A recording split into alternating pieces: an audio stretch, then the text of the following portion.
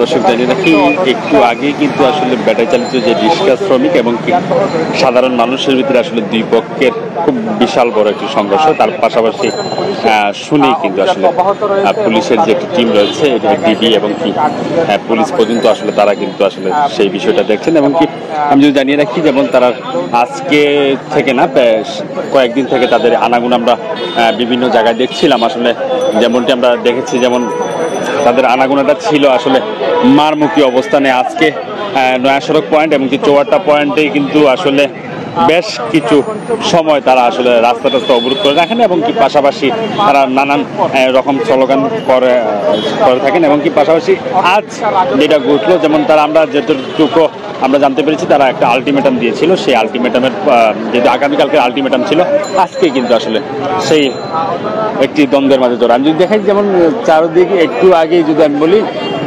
যেমন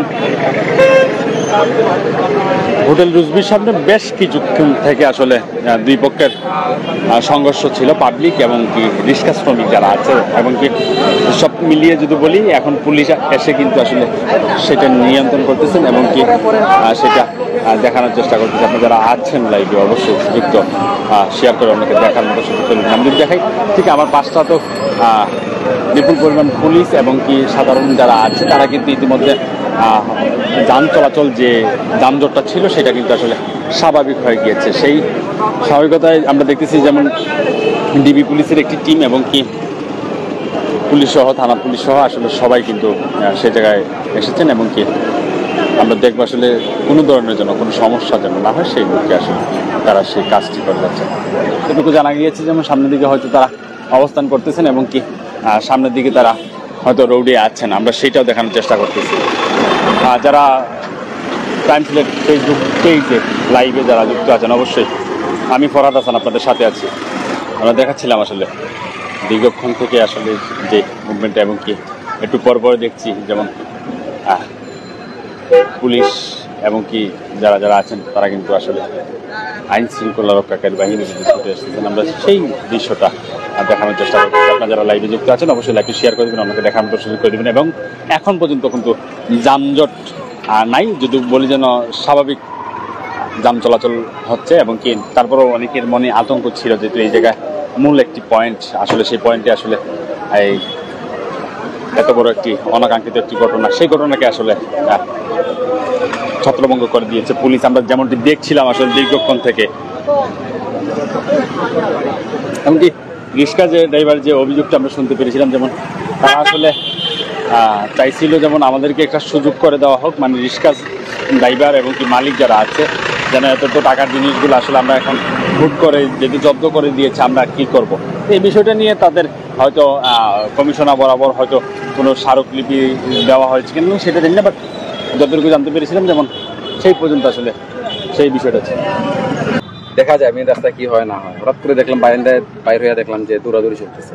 হঠাৎ করে কাপড় পরে নিচে বাইর হয়ে দেখি যে অটো রিক্সা শ্রমিক আর এই যে কার স্ট্যান্ডের শ্রমিক দুপক্ষের মধ্যে ধাওয়া পাল্টা দেওয়া চলতেছে। দেখলাম যে দুপক্ষই আমাদের পরিচিত বা দুপক্ষই পরিচিতর মধ্যে পড়তেছে। যে চেষ্টা করলাম যে থামানো যায় কিনা, আমি একদম মধ্যখানে থাইকা চেষ্টা করছি আটকানো। তখন দেখছি যে কোতোয়ালি থানার ওসি সাহেব উনিও আসছে।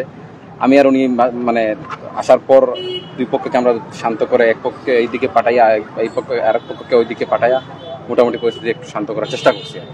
যেহেতু আমরা ছাত্রদল করি বা আমি ছাত্রদলের সাথে সংযুক্ত, রাজনীতি দেশের কল্যাণে রাজনীতি করতেছি, সেই হিসাবে নিজ দায়িত্ব থেকে মনে করলাম যে আসলে এই জিনিসটা একটু সমাধান যদি চেষ্টা করতে পারি, আমি মনে করলাম আমার রাজনীতি এটা একটা অংশ, আর কিছু না। এটাই। আচ্ছা, আমরা আরেকটি বিষয় আপনার কাছে জানতে চাই। আপনি একজন সাধারণ নাগরিক এবং বিশেষ করে একজন দায়িত্বশীল বাংলাদেশ জাতীয়তাবাদী ছাত্রদলের সিলেট জেলা শাখার সাংগঠনিক সম্পাদকের দায়িত্বশীল রয়েছেন।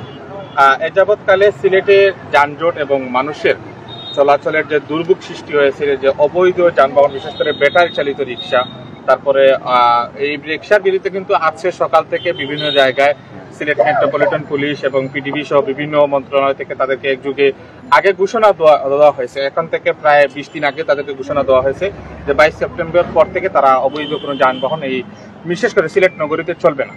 এটি সিলেটের নবনিয়োজিত জেলা প্রশাসক মোহাম্মদ সারোয়ার আলম এবং Sylhet metropolitan police commissioner Mohammad তিনিও কিন্তু এই বিষয়টি জানিয়েছেন। তারপরেও এই যে সিলেটে দুর্ভোগ সৃষ্টিকারী যে অবৈধ যানবাহন, এই বিষয়টি আপনি সাধারণ আপনার মতামত যদি আমাদের আমি যেহেতু সাধারণ জনগণ হিসাবে মানে বা রাজনীতি করি, একদম সাধারণ জনগণ হিসাবে আমি বলতেছি যে 5-7 হাজার শ্রমিক আছে যারা অটো রিক্সা চালায়। দেখা গেছে আপনি হঠাৎ করে অটো রিক্সা বন্ধ করে দিচ্ছেন।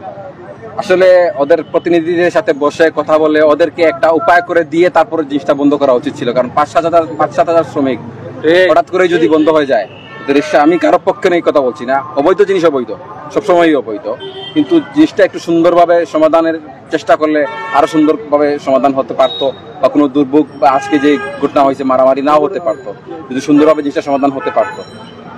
আমি জানি না এটা ঊর্ধ্বতন কর্মকর্তাটা ওনারা সাথে কি করবে কি না করবে। যতটুকু জানতে পেরেছি এই বিষয়টি কিন্তু বিগত দিন বারবার সিলেট শহরে মাইকিং হয়েছে। এর আগে মেট্রোপলিটন পুলিশের পক্ষ থেকে, জেলা প্রশাসকের পক্ষ থেকে, এমনকি সিটি কর্পোরেশনের পক্ষ থেকে বারবার অনুরোধ জানানো হয়েছে লাইসেন্সবিহীন, ফিটনেসবিহীন গাড়ি, তারপরে যে ব্যাটারি চালিত রিক্সার বিরুদ্ধে অ্যাকশনে বা অভিযানে নামবে, 22 তারিখের পর গাড়ি চলবে না।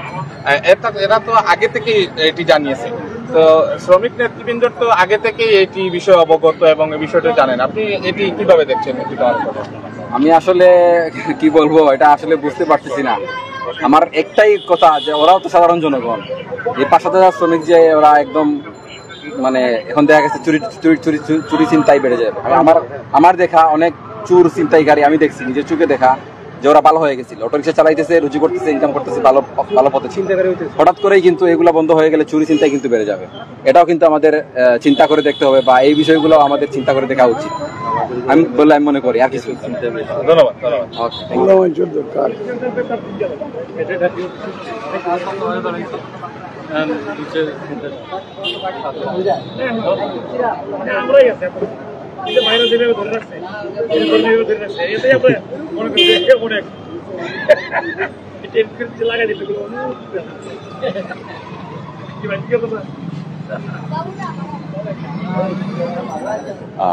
সাপাহার থানার ওসি মনির কিন্তু ইতিমধ্যে এসেছেন, এবং কি আমরা যদি দেখি ধারাবাহিকভাবে ডিবি পুলিশের বেশ কিছু সদস্য দেখা যাচ্ছে, আমরা সেগুলো দেখছিলাম, এবং কি পাশাপাশি থানার পুলিশ যারা আছে, ফাঁড়ি পুলিশ সহ কিন্তু চলে এসেছে, যেন কোনো মানুষের যেন জানমালের যেন কোনো বিঘ্নিত না ঘটে, এমনকি কোনো মানুষের জন্য কোনো ধরনের সমস্যা হয় না, এবং সেই লোককে আসলে কাজ করতেছে ডিবি পুলিশ সহ।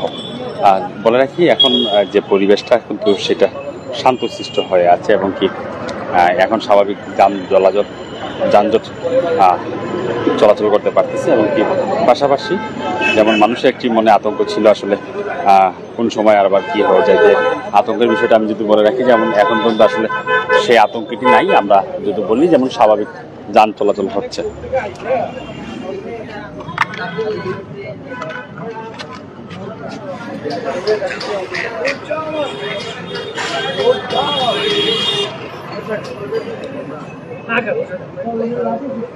যেমনটি দেখছিলাম আসলে ডিবি পুলিশেরও একটি টিম কিন্তু আসলে ঘটনাস্থলে এসে বেশ কিছু জায়গায় কিন্তু আসলে মহড়া দিচ্ছেন, এবং কি সেই জায়গাটি আমরা দেখানোর চেষ্টা করতেছি। পাশাপাশি যদি বলে রাখি এখন পর্যন্ত যে দৃশ্যপটটি চোখে চলাচল হচ্ছে, যেমন যান চলাচল স্বাভাবিক হয়ে আছে, এবং কি পাশাপাশি গতকালকে হয়তো তাদের একটি আলটিমেটাম ছিল রিক্সা শ্রমিকের, এবং কি তারা হয়তো কর্মসূচি ডাক দিয়েছিল, এটুকু আমরা জানতে পেরেছি, যেমন তারা সারা সিলেটে যেমনটি ডাক দিয়েছিল। এখন আসলে কতটুকু কর্মসূচি পালন করতে পারবে আসলে সেইটা বোঝা যাচ্ছে না। পাশাপাশি যদি বলে রাখি এখন পর্যন্ত যে দৃশ্যটি দেখছি সিলেটের বেশ কিছু জায়গায় কিন্তু আসলে আমরা সেই দৃশ্যটি দেখতেছি।